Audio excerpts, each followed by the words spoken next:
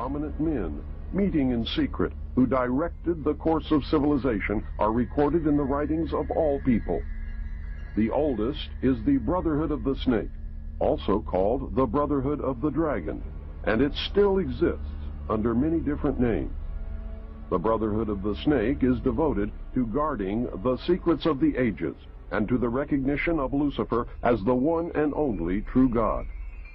If you do not believe in God, Lucifer, or Satan, you must understand that there are great masses of people who do, and their beliefs and actions based upon those beliefs will affect me.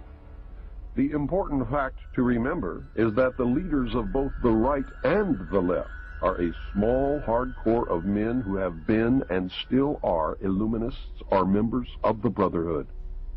They may have been or may be members of the Christian or Jewish religion, but that is only to further their own ends. They are and always have been Luciferian and internationalist. They give allegiance to no particular nation, although they have used, on occasion, nationalism to further their causes. Their only concern is to gain greater economic and political power. The ultimate objective of the leaders of both groups is identical. They are determined to win for themselves undisputed control of the wealth, natural resources, and manpower of the entire planet.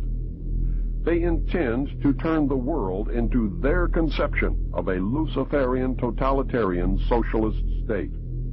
In the process, they will eliminate all Christians, Jews, and atheists. You have just learned one, but only one, of the great mysteries. But now it had to change. Lucifer says we have to make sure that people, humans, get to believe that Satan and his angels do not really exist.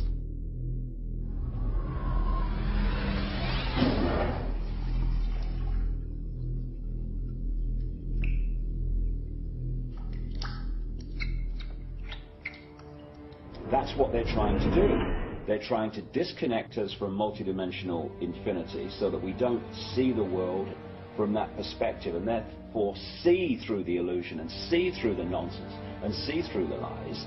And then once they've disconnected people, they then program this lower level of our consciousness with a reality that suits them. And therefore, the only information that they have to get a fix on how they see life themselves and reality in general is through the eyes and the ears. And who controls that? The Illuminati control that. They're trying to disconnect us from multidimensional infinities, and then once they've disconnected people, they then program this lower level of our consciousness with a reality that suits them.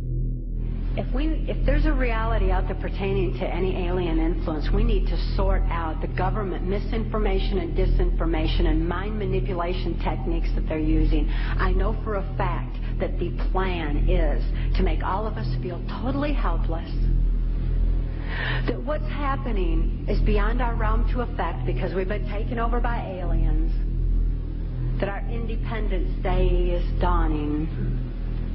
So beware of that.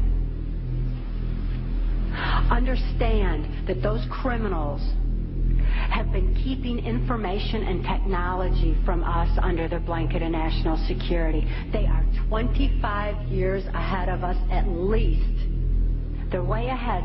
So when they say, it's aliens, and they show us some incredible technology, don't fall into the trap of feeling totally helpless, that this is beyond our realm to affect.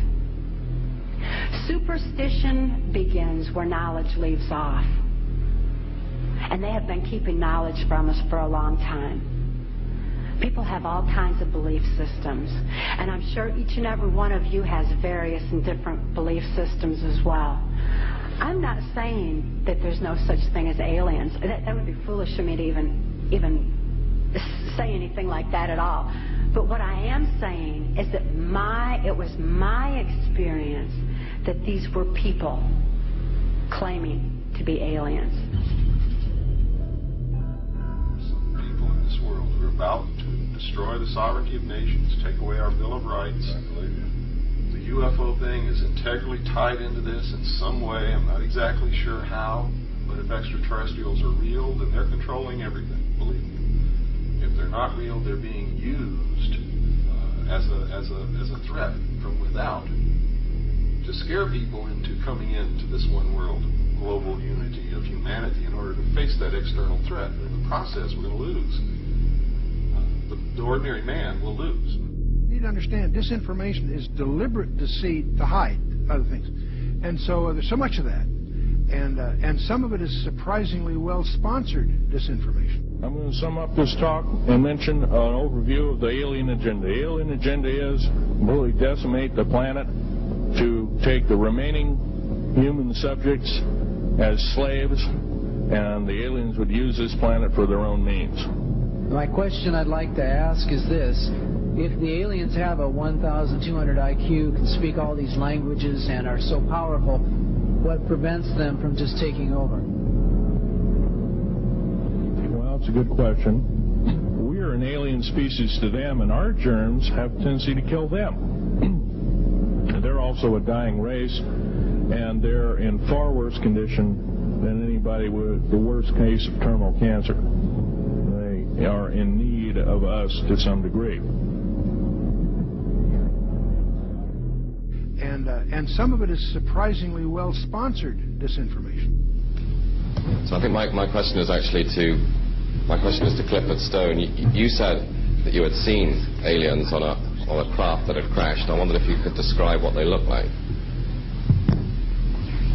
I could,